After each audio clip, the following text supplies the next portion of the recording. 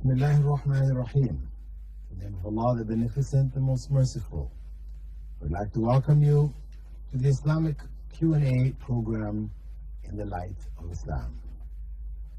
In this program, as you know, we are looking at various questions which our viewers have sent in, faxed in, emailed in, or called in, or however other means that they've gotten these questions to me. We try to look at these questions for the benefit of all of our viewers. There are a few times when letters do come in which are in fact not letters with questions, but letters of encouragement or letters of support, letters of advice. Of course, we'll read them all. You know, the questions that you send in don't necessarily have to be merely questions for yourself. If you'd like to, give us your personal support for the program, we're glad to hear it also. So the first letter which we'll be looking at in the program actually is a letter of support. It's from, I guess it's Professor Big, who is in Leicester, England. He writes, "Dear Dr. Bilal Phillips, Assalamu alaikum wa rahmatullahi wa barakatuh. I'm writing this letter to thank Sharjah TV and the presenters like yourself who are engaged in Islamic Dawah programs which are now reaching the whole world through satellite TV. I watch your programs regularly and the Quran program which comes before it. My knowledge of Arabic and Quran is improving very fast as a result of watching these programs. I'm a lecturer in the Montfort University in Leicester, UK, and I'm pleased to inform you that there are many people who watch Sharjah TV in the UK. Because of the excellent Islamic programs that are presented, and as satellite TV is growing in the UK, more and more Muslims and non-Muslims will benefit. Please keep up the good work.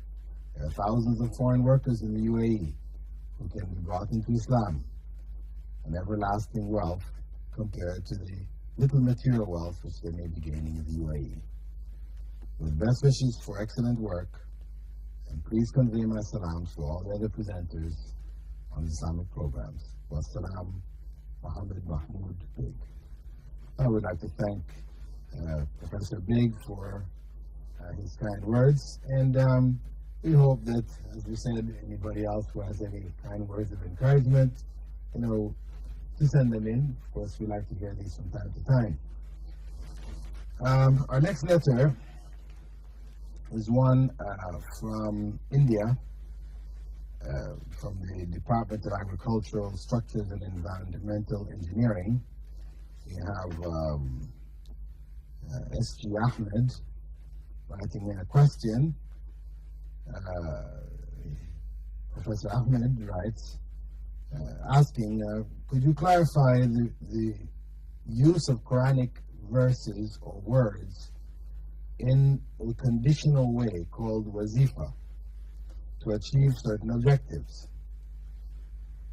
Respected sir, there are a number of books in India and Pakistan in Urdu and Hindi translated where a particular Quranic word, line, or chapter has been recommended to be recited for a given number of times at a particular time of day or at a particular time to achieve certain objectives.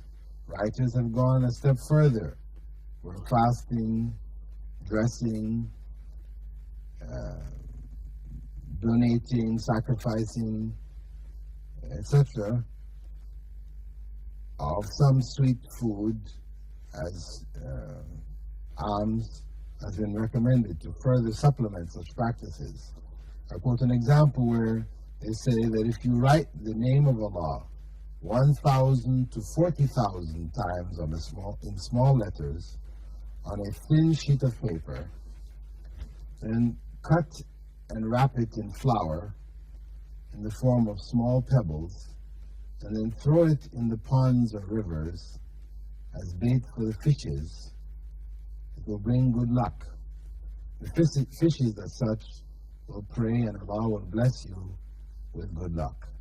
I'd like to know your opinion in the light of your deep knowledge of the Quran and Hadith whether such practices are right or wrong. How far is it good to practice such things? Or is it superstition and misguidance based totally on chance or luck? I hope you will certainly clarify my doubts to save people from false optimism and unnecessary hardship. With the very best wishes, respectfully yours, S.G. Ahmed. From Professor Ahmed's tone of the letter, he himself obviously has grave doubts about this practice, and rightfully so, because of course there is no foundation in Islam for this type of practice at all. Yes, there are certain chapters of the Quran where Prophet Muhammad ﷺ has said, if you recite Surah, for example, Al-Ikhlas, 3 times, it is like reciting the whole Quran. This is that its value in recitation is like the value of 1/3 of the Quran, once obviously. And he has made references to certain other chapters of the Quran, a few. But unfortunately, some people have gone far beyond this. Of course, Prophet Muhammad ﷺ is in a position to tell us such things based on revelation from Allah.